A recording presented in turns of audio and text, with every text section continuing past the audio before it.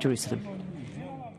Documents which have just been tabled to a Senate committee reveal the federal government has not made a single application to re-detain any of those detainees released following last year's High Court ruling, which found indefinite detention unlawful. That's despite rushing new preventative detention laws through the Parliament in December. Joining me live is the Shadow Home Affairs Minister, James Paterson. This is quite an explosive revelation in the committee this morning. What do you make of it? Well, Kieran, this is the document that the government didn't want the public to see, but they've finally been forced through Senate estimates to cough it up. And the Department of Home Affairs has admitted that there are 7 murderers, 37 sex offenders, 72 people charged with assault or armed robbery or other serious crimes like kidnapping, who are among this cohort of 149 people who the government released into the community following the High Court's decision.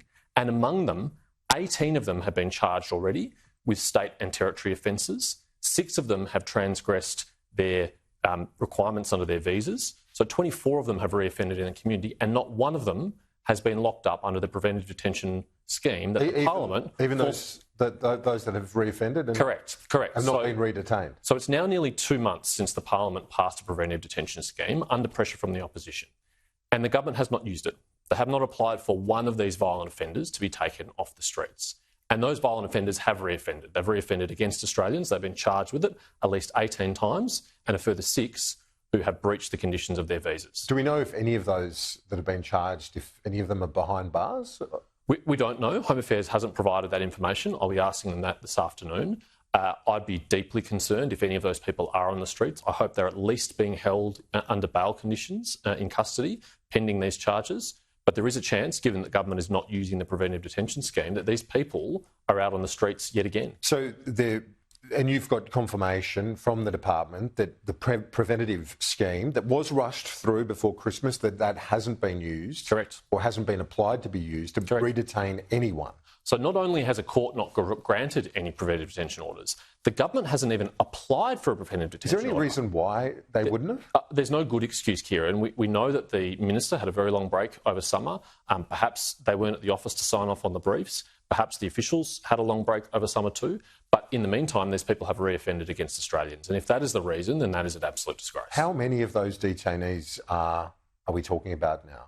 What's the total number? Well, there's 149 according to these documents. 149, and do we know where they all are? Correct. We have a state-by-state breakdown which I can give you. There are less than 5 in the ACT, there are 60 in New South Wales, there are none in Tasmania, there are 20 in Queensland, there are 40 in Victoria, there are less than 10 in South Australia, and there are 20 in Western Australia. And among that group, 7 murderers? 7 murderers, 37 sex offenders, 72 people charged with assault or armed robbery or kidnapping, among other very serious offences, including drug offences, international offences, serious crimes, Kieran. And as you said, some reoffending. So what do you want to see from the government today? Well, I want to see the Minister for Home Affairs and the Minister for Immigration finally direct their department to make these applications to the court to get these highest risk offenders off the street.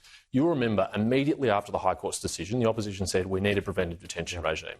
The government spent a month saying we couldn't possibly have one of those, we don't need one of those, before they finally conceded, of course we do need it. And we rushed it through the Parliament.